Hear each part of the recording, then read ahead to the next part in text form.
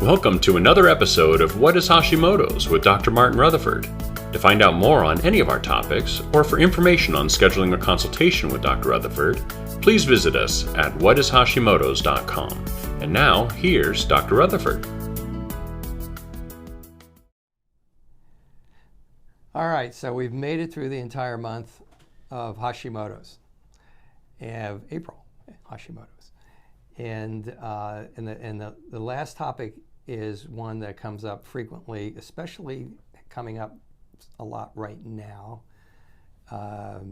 during this whole ordeal that we're having with the viruses. And the question is, or the topic is why is Hashimoto's becoming so common? And I mean, I've had a lot of time to think about this over the last couple of months, because in my mind it plays in with a lot of things that are happening right now with people being more compromised and being more vulnerable to getting the coronavirus, and some people reacting much worse. Continually hearing how compromised those patients are.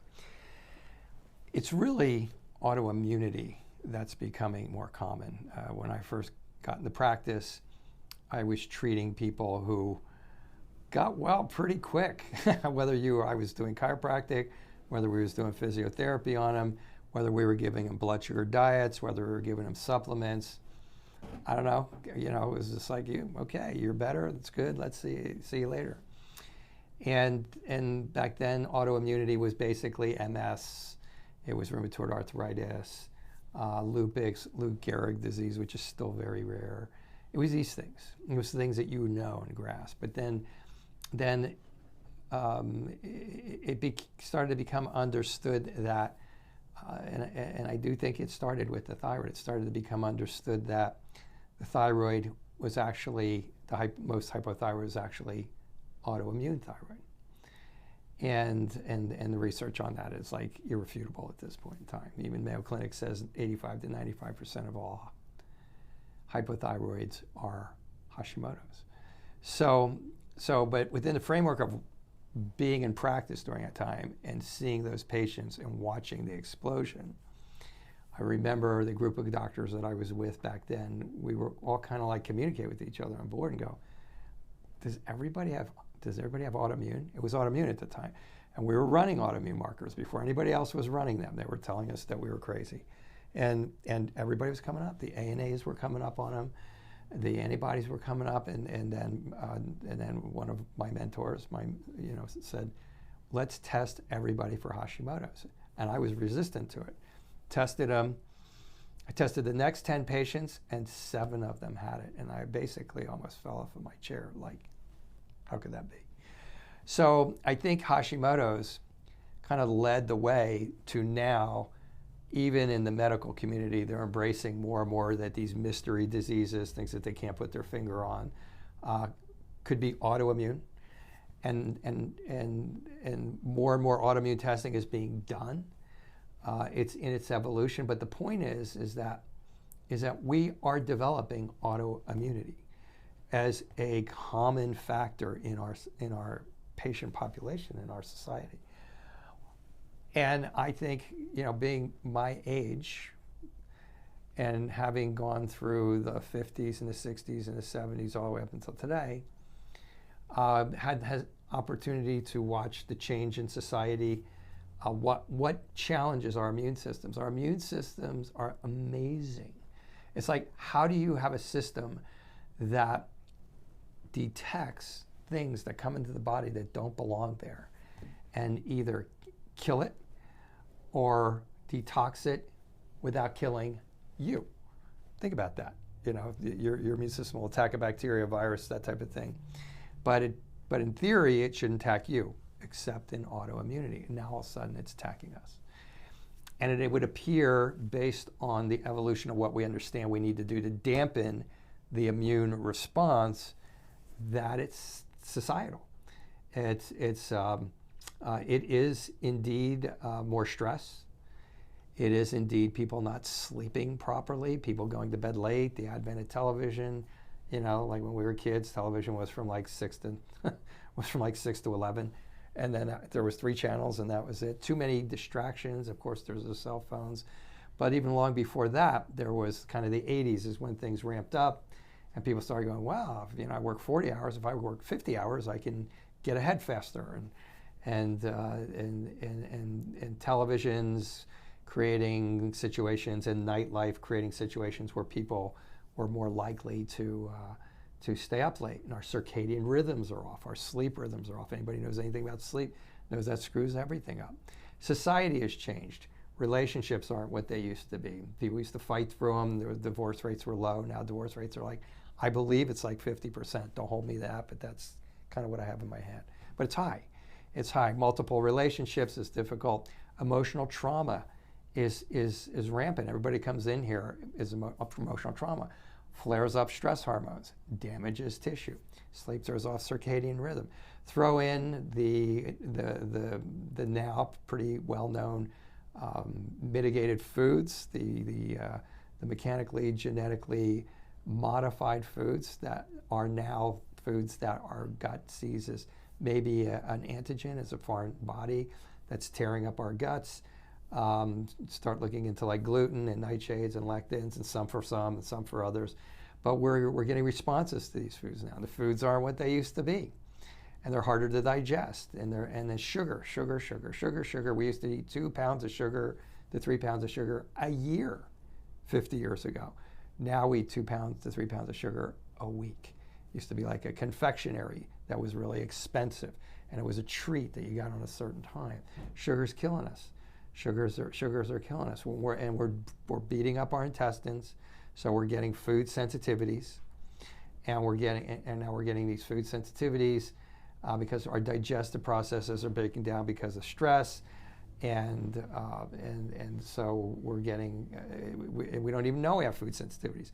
But when the digestive process breaks down, and you're not digesting in your stomach, and your gallbladder is not working, and your pancreas isn't working, or they took out your gallbladder, or they put a sleeve on your stomach, these things interfere with the ability to digest.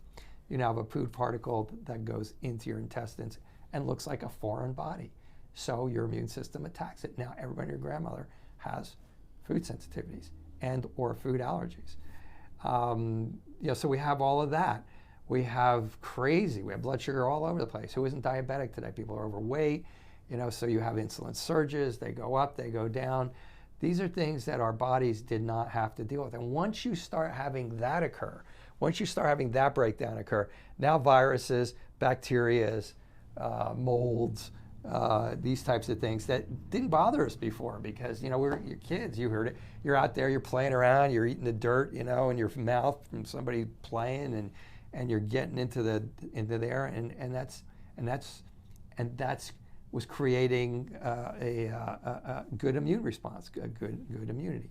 What we're talking today is about herd immunity to different things.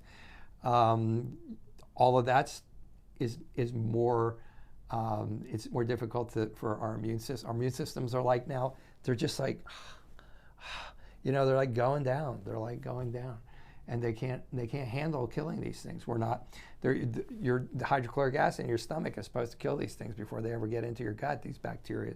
They find, well, half the people coming here don't have hydrochloric acid in their stomach because they're stressed out of their mind, and they got a thyroid problem, and they got SIBO and all these other different things that they never got before. At least very, very rarely did they get these things before. All that breaks down our barrier systems. All that breaks down our gut. Everybody's heard of leaky gut.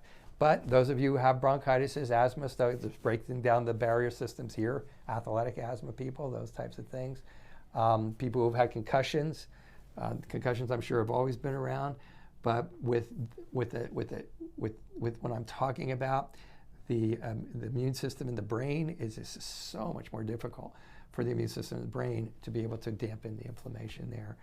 And, just that, lifestyle changes, diet, those types of things need to occur for us to dampen this. Why Hashimoto's? Hashimoto's is probably more common than all of the other autoimmune cases put together, all the other conditions put together.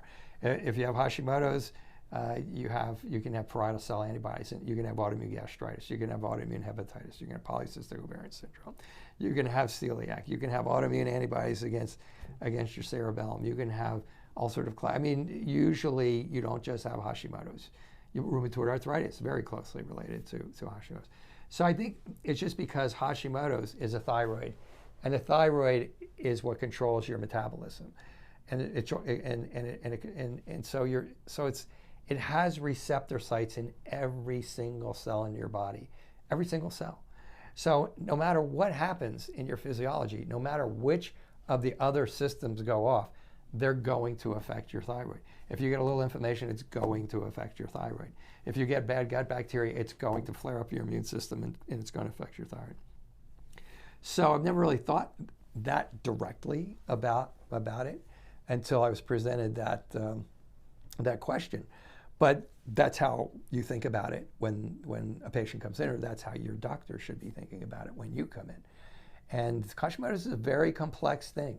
And it's why it's so difficult to get the labs right, because the labs can be all over the place, because so many things can affect your thyroid.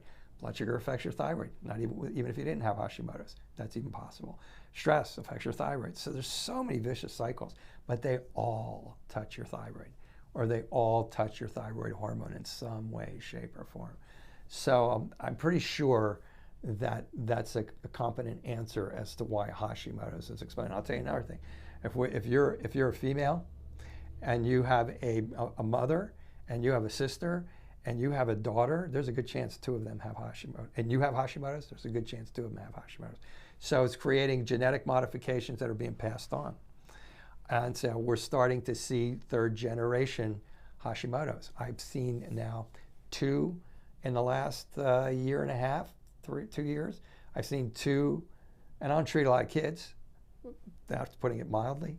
Okay, I treat even fewer 3-year-olds, but I've seen 2 3-year-olds in the last 2 years that have Hashimoto's, that tested out positive for Hashimoto's. So that's pretty mind blowing. So I think it's the answer. I hope you've enjoyed this series. I've enjoyed doing it, and we'll see what we get onto for next month. All right. So send me your questions. Send me any questions you have or anything like that. If we can answer them, we will. If we have time to answer them, we will. If we don't have time to answer them, we won't. But send them to me anyway. So I'll see you again. Thank you for joining us for another episode of What is Hashimoto's?